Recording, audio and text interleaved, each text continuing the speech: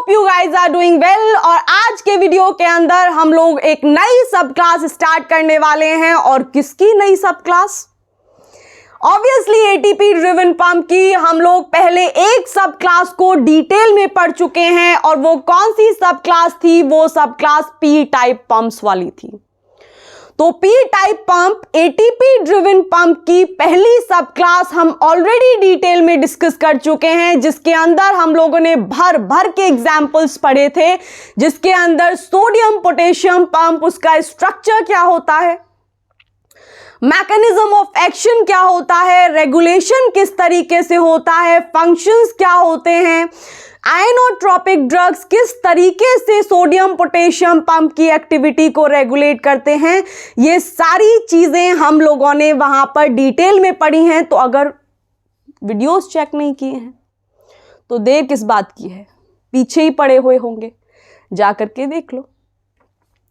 उसके बाद P type pumps के अंदर हम लोगों ने दूसरे एग्जाम्पल को डिस्कस किया था, एक दूसरी कैटेगरी के पंप को डिस्कस किया था, और वो था हमारा कैल्शियम पंप। और सरका पंप्स भी उसमें हम लोगों ने डिस्कस किए थे। देन हम लोगों ने तीसरा और चौथा एग्जाम्पल भी डिस्कस किया था, और वो कौन सा था? ये बात आप लोग मेरे को कमेंट में बताएंगे, ताकि मुझे पता तो चले कि आप लोग फ्लो बनाते जा रहे हैं या फिर नहीं। तो आज के वीडियो के अंदर हम लोग दूसरी सब क्लास एटीपी ड्रिवन पंप की स्टार्ट कर लेते हैं, और वो क्या है? ABC transporters. और ये जो एबीसी ट्रांसपोर्टर्स होते हैं, ये क्योंकि एटीपी ड्रिवन पंप की ही सब क्लास है, तो इनको भी अपनी फंक्शनिंग रेगुलेट करने के लिए, इनको भी एक्टिविटी करने के लिए एटीपी की जरूरत पड़ती है। तो आज के वीडियो में हम लोग क्या क्या डिस्कस करने वाले हैं कि भाई ये जो एबीसी ट्रांसपोर्टर्स हैं, ये किस तरीके के मॉलिक्यूल्स का ट्रांसपोर्टेशन करते हैं, इनका मैकेनिज्म क्या होता है ट्रांसपोर्टेशन का, इनका स्ट्रक्चर क्या होता है। देन हम लोग कुछ एग्जाम्पल्स के बारे में देखेंगे, जहां से क्वेश्चंस देखने मिलते हैं एबीसी ट्रांसपोर्टर्स के अंदर। तो देर करें या फिर स्टार्ट कर लें? Tell me. स्टार्ट कर लेते हैं। तो ये जो एबीसी ट्रांसपोर्टर्स हैं, पहली चीज तो यही पता होनी चाहिए कि भैया ये भी एटीपी ड्रिवन पंप की ही सब क्लास है। तो सबसे पहला पॉइंट जो एबीसी ट्रांसपोर्टर्स के बारे में यहां पर लिखा हुआ है, वो है कि ये जो एबीसी ट्रांसपोर्टर्स हैं, ये एटीपी ड्रिवन पंप की सबसे बड़ी फैमिली होती हैं। यानी कि एटीपी ड्रिवन पंप्स ज्यादा से ज्यादा और एटीपी डिपेंडेंट जो ट्रांसपोर्टर्स होते हैं, वो सबसे ज्यादा इसी सब क्लास में रखे जाते हैं एज कंपेयर टू बाकी की तीन सब क्लासेस। और वो कौन कौन सी हैं? P type pump, V type pump and F type pump. तो पहली चीज यही है कि भाई एटीपी डिपेंडेंट ट्रांसपोर्टर्स की सबसे बड़ी फैमिली ये एबीसी ट्रांसपोर्टर्स है। इसका मतलब ये हुआ कि वो पंप जो कि एटीपी पर अपनी फंक्शनिंग के लिए डिपेंडेंट होते हैं, वो ज्यादा से ज्यादा ट्रांसपोर्टर्स इस फैमिली के अंदर इंक्लूड किए गए हैं। तो ये तो हो गई इसके बारे में एक छोटी सी बात। अब हम लोगों को ये पता होना चाहिए कि भाई एबीसी ट्रांसपोर्टर्स किस तरीके के मॉलिक्यूल्स का ट्रांसपोर्टेशन करते हैं। तो अगर ट्रांसपोर्टेशन देखने की कोशिश करें, तो ये जो एबीसी ट्रांसपोर्टर्स हैं, ये अमाइनो एसिड्स को ट्रांसपोर्ट करते हैं, पेप्टाइड्स को ट्रांसपोर्ट करते हैं, metal ions, lipid, bile salt और बहुत सारे हाइड्रोफोबिक ड्रग्स को भी ट्रांसपोर्ट करते हैं। और वो कौन कौन से हाइड्रोफोबिक ड्रग्स हैं, वो हम लोग एंड में डिस्कस करने वाले हैं। तो फिलहाल के लिए जब किसी का नाम पता चल जाता है, उसके बारे में बेसिक इंफॉर्मेशन आप लोगों को पता चल जाती है, देन आप लोग क्या जानते हो कि भाई ये इंसान काम क्या करता है। तो काम जान लेना जरूरी था। तो भाई ये जो एबीसी ट्रांसपोर्टर है एटीपी डिपेंडेंट पंप की दूसरी कैटेगरी, ये ट्रांसपोर्टर कुछ स्पेसिफिक तरीके के मॉलिक्यूल्स का ट्रांसपोर्टेशन करता है। और वो कौन कौन से मॉलिक्यूल्स होते हैं, उसमें कुछ हाइड्रोफोबिक ड्रग्स आते हैं, कुछ मेटल आयंस आते हैं, बाइल सॉल्ट्स को ये ट्रांसपोर्ट करने का काम करता है, अमाइनो एसिड, पेप्टाइड्स हुए, इन सारे के सारे मॉलिक्यूल्स को ट्रांसपोर्ट करने का जिम्मा एबीसी ट्रांसपोर्टर को दिया जाता है। पल्ले पड़ रहा है कुछ? तो हाईलाइट करके अगला पॉइंट मैंने लिखा हुआ है, और वो क्या पॉइंट है, इससे एक बार प्रश्न देखने को मिला था कि MDR1, ये जो MDR1 है ये भी एक तरीके का एबीसी ट्रांसपोर्टर है। और ये जो एबीसी ट्रांसपोर्टर है ये कैंसरस सेल्स के ऊपर देखने को मिलता है। और ये ट्रांसपोर्टर क्या करता है उन कैंसरस सेल्स के ऊपर? ये जो कीमोथेरेपेटिक ड्रग्स उस इंडिविजुअल, उस पेशेंट को दिए जाते हैं जिसको कैंसर हो गया है, उन ड्रग्स को ये बाहर निकाल करके फेंक देता है। इसका मतलब कि ये किसी होस्ट के अगेंस्ट काम करता है, क्योंकि कैंसर वाली सेल के ऊपर MDR1 ये एबीसी ट्रांसपोर्टर एक्सप्रेस होना स्टार्ट हो जाता है। और वो जो एबीसी ट्रांसपोर्टर उन कैंसर वाली सेल के ऊपर एक्सप्रेस होना स्टार्ट हो जाता है, वो जितने भी कीमोथेरेपेटिक ड्रग्स उस इंडिविजुअल, उस पेशेंट को दिए जाते हैं जिसको कैंसर हो रखा है, जैसे कौन कौन से ड्रग्स, जैसे एड्रियामाइसिन, जैसे डॉक्सोरुबिसिन, जैसे विनब्लास्टिन जो ज़ैंथीमम से बनाया जाता है, इन सारे के सारे ड्रग्स को ये जो MDR1 है ये इंडिविजुअल के सेल से बाहर फेंक देता है। यानी कैंसर सेल के अंदर उस कीमोथेरेपेटिक ड्रग को रहने ही नहीं देता। और जब ड्रग, कोई दवाई उस लोकेशन तक ही नहीं पहुंचेगी जहां के लिए वो बनाई गई है, जिससे इंडिविजुअल ठीक होने वाला है, तो ये जो MDR1 है ये कैंसरस सेल को मरने नहीं देता। इतनी बात समझ में आई? तो अब बात कर लेते हैं हम, ये चीजें हो गई कि किस तरीके के मॉलिक्यूल्स का ट्रांसपोर्टेशन ये एबीसी ट्रांसपोर्टर रेगुलेट करता है। या फिर अगर कैंसर वाली सेल्स की बात करें तो MDR1 उन कैंसरस सेल के ऊपर एक्सप्रेस होना स्टार्ट हो जाता है। और अगर उस इंडिविजुअल को हम कोई कीमोथेरेपेटिक ड्रग देते हैं जैसे विनब्लास्टिन, तो वो जो कीमोथेरेपेटिक ड्रग है विनब्लास्टिन वो इंडिविजुअल के अंदर तो जाएगा, लेकिन इंडिविजुअल की उस कैंसर वाली सेल के अंदर भी जाएगा। लेकिन ये जो एबीसी ट्रांसपोर्टर उस कैंसर वाली सेल के ऊपर एक्सप्रेस होना स्टार्ट हो गया है, ये उस विनब्लास्टिन यानी उस ड्रग को निकाल करके कैंसर वाली सेल से बाहर फेंक देता है। तो इस तरीके से जो कैंसर वाली सेल है उसको डिफीट नहीं कर पाते ये कीमोथेरेपेटिक ड्रग्स। तो अगली बात जो हम करने वाले हैं इन एबीसी ट्रांसपोर्टर्स के बारे में वो होने वाली है कि भाई इनका स्ट्रक्चर कैसा होता होगा, कि ये दिखते कैसे होंगे।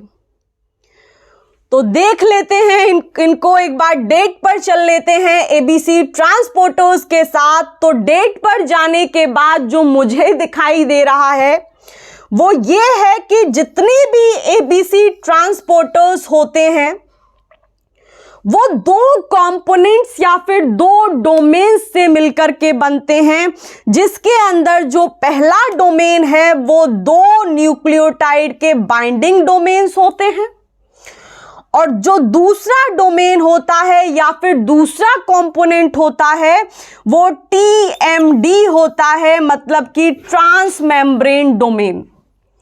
और जहां पर भी ट्रांस मेम्ब्रेन आ जाए इसका मतलब है कि वो मेम्ब्रेन में धंसा हुआ होगा, मतलब कि वो मेम्ब्रेन को क्रॉस कर रहा होगा कई बार इसका मतलब, या फिर सिंगल ट्रांस मेम्ब्रेन भी हो सकता है, यानी कि मेम्ब्रेन को सिर्फ एक बार क्रॉस करे। लेकिन ट्रांस मेम्ब्रेन का सीधा सीधा मतलब ये होता है कि भाई ये प्लाज्मा मेम्ब्रेन या मेम्ब्रेन को क्रॉस कर रहा होगा, उसमें धंसा हुआ होगा। तो अगर ABC ट्रांसपोर्टर्स को देखने की कोशिश करें तो भाई इनकी जो शक्ल होती है, यानी ये जो बने हुए होते हैं, ये दो कंपोनेंट से मिलकर के बने हुए होते हैं। और वो दो कंपोनेंट्स कौन कौन से हैं पता चल गए ना, इंट्रोड्यूस करा दिया मैंने आप लोगों को। तो जो पहला डोमेन है वो न्यूक्लियोटाइड बाइंडिंग डोमेन होता है और दूसरा डोमेन ट्रांस मेम्ब्रेन डोमेन होता है। लेकिन एक ABC ट्रांसपोर्टर के अंदर दो न्यूक्लियोटाइड बाइंडिंग डोमेन और दो ही ट्रांस मेम्ब्रेन डोमेन्स देखने को मिलते हैं। और कैसा स्ट्रक्चर होता है अभी इसी लेक्चर के बाद हम लोग CFTR डिस्कस कर रहे होंगे। और उस CFTR के अंदर हम लोग, क्योंकि वो भी एक तरीके का ABC ट्रांसपोर्टर ही होता है, तो वहां पर हम लोग ये देखेंगे कि ये न्यूक्लियोटाइड बाइंडिंग डोमेन किस तरीके से मेम्ब्रेन पर लगा हुआ होता है और दूसरा कंपोनेंट मेम्ब्रेन के किस पार्ट पर लगा हुआ होता है। तो अभी देखने वाले हैं। फिलहाल के लिए ये समझो कि ABC ट्रांसपोर्टर्स दो कंपोनेंट से मिलकर के बना हुआ होता है, दो डोमेन से मिलकर के बना हुआ होता है। और ये वो दो डोमेन्स होते हैं और मैकेनिज्म किस तरीके से ये ABC ट्रांसपोर्टर काम करता है ये हम लोग CFTR अभी डिस्कस करेंगे। उस CFTR के अंदर हम लोग इसका मैकेनिज्म ऑफ एक्शन डिस्कस करेंगे। तो फिलहाल के लिए बेसिक सी इंफॉर्मेशन आप लोग इकट्ठा कर लीजिए कि ये ABC ट्रांसपोर्टर होता क्या है, किस तरीके के मॉलिक्यूल्स को ट्रांसपोर्ट करता है, शक्ल कैसी होती है यानी दिखता कैसा है। और अगली बात जो हमको पता होनी चाहिए वो ये है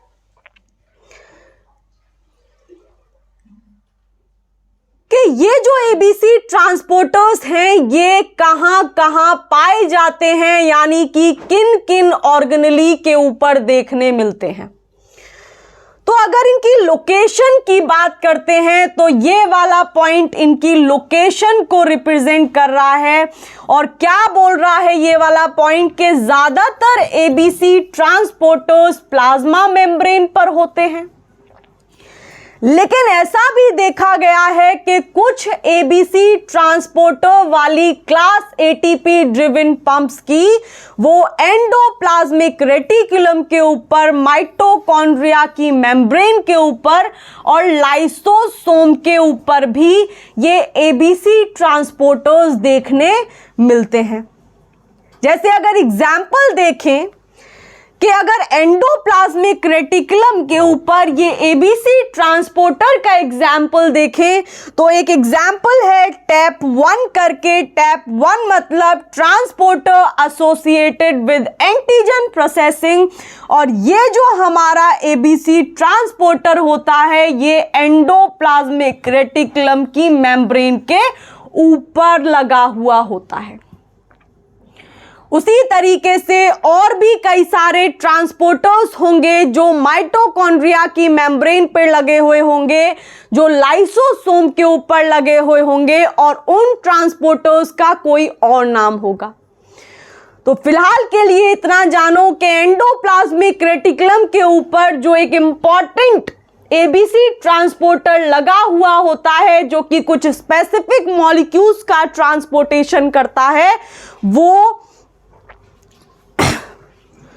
जो ABC ट्रांसपोर्टर है उसका नाम टैप 1 है।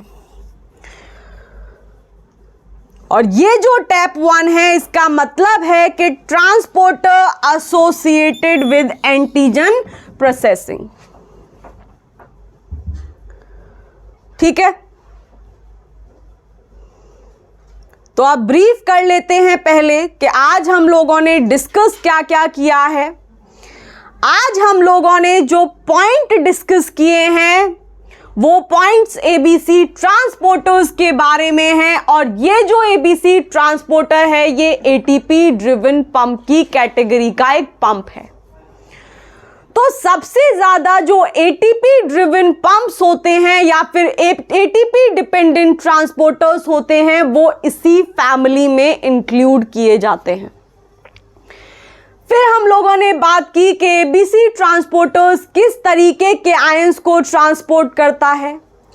उसके बाद एक एबीसी ट्रांसपोर्टर MDR1 को हम लोगों ने देखा कि भाई ये जो MDR1 है ये कैंसर वाली सेल्स के ऊपर एक्सप्रेस होना स्टार्ट हो जाता है, और जब इसका एक्सप्रेशन कैंसरस सेल्स के ऊपर होता है तो ये जो MDR है जो हम ड्रग देते हैं, कीमोथेरेपेटिक ड्रग्स देते हैं उस पेशेंट को जो कैंसर से पीड़ित है, उसके कैंसरस सेल के अंदर कीमोथेरेपेटिक ड्रग्स जाते तो हैं, लेकिन ये जो MDR1 है जो उन कैंसर वाली सेल के सरफेस पर लगा हुआ है उस ड्रग को पकड़ता है और अंदर से बाहर फेंक देता है।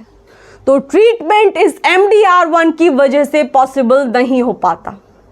तो इसके इनहिबिटर्स देखने पड़ते हैं वहां पर कि भाई पहले इसको इनहिबिट करो वरना ये कीमोथेरेपेटिक ड्रग को उस कैंसर वाली सेल के अंदर रुकने ही नहीं देगा। आ रही है चीजें समझने में। उसके बाद हम लोगों ने ये देखा कि ये जो एबीसी ट्रांसपोर्टर्स हैं ये कहां कहां पाए जाते हैं, कौन कौन से ऑर्गेनेली में देखने को मिलते हैं। तो ज्यादातर प्लाज्मा मेम्ब्रेन पर, लेकिन कुछ जगह देखा गया है कि एंडोप्लाज्मिक रेटिकुलम के ऊपर, माइटोकॉन्ड्रिया की मेम्ब्रेन के ऊपर, लाइसोसोम के ऊपर भी ये दूसरी सब क्लास के ट्रांसपोर्टर्स लगे हुए होते हैं। और अगर एग्जाम्पल की बात करें तो ER के ऊपर जो एबीसी ट्रांसपोर्टर लगा हुआ होता है उसका एग्जाम्पल था टाइप 1, और टाइप 1 का पूरा नाम है transporter associated with antigen processing. और ये जो टाइप 1 एबीसी ट्रांसपोर्टर होता है ये एंडोप्लाज्मिक रेटिकुलम की मेम्ब्रेन पर लगा हुआ होता है। उसके बाद हम लोगों ने इसकी शक्ल की बात की कि भाई इसका स्ट्रक्चर कैसा होता होगा, इसके स्ट्रक्चर के अंदर कितने कंपोनेंट्स होते हैं। तो जब हम लोग इसकी शक्ल की बात कर रहे थे तो वहां हमको पता चला कि एबीसी ट्रांसपोर्टर के अंदर 2 कंपोनेंट्स होते हैं। पहला कंपोनेंट ये न्यूक्लियोटाइड बाइंडिंग डोमेन होता है, और दूसरा जो कंपोनेंट होता है वो ट्रांस मेम्ब्रेन डोमेन होता है। लेकिन एक एबीसी ट्रांसपोर्टर के अंदर 2 न्यूक्लियोटाइड बाइंडिंग डोमेन और 2 ही ट्रांस मेम्ब्रेन डोमेन्स देखने को मिलते हैं। और अल्टीमेटली नीचे एक की पॉइंट लिखा हुआ है, और वो क्या है ये भी देख लो कि ज्यादातर एबीसी ट्रांसपोर्टर्स पंप की तरह ही काम करते हैं। और पंप की तरह काम करते हैं इसका मतलब क्या समझ में आ रहा है कि भाई ज्यादातर एबीसी ट्रांसपोर्टर्स जो होते हैं वो मॉलिक्यूल्स का transportation against the concentration gradient ही करते हैं, और उनको काम करने के लिए एटीपी की ज़रूरत पड़ती है, एनर्जी के लिए एटीपी की ज़रूरत पड़ती है। लेकिन इसी एबीसी ट्रांसपोर्टर के अंदर एक मेंबर है इस फैमिली का जिसका नाम है CFTR ट्रांसपोर्टर, यानी कि सिस्टिक फाइब्रोसिस ट्रांसमेम्ब्रेन ट्रांसपोर्टर। और ये जो cystic fibrosis transmembrane transporter ABC transporter है ये क्लोराइड के चैनल की तरह काम करता है।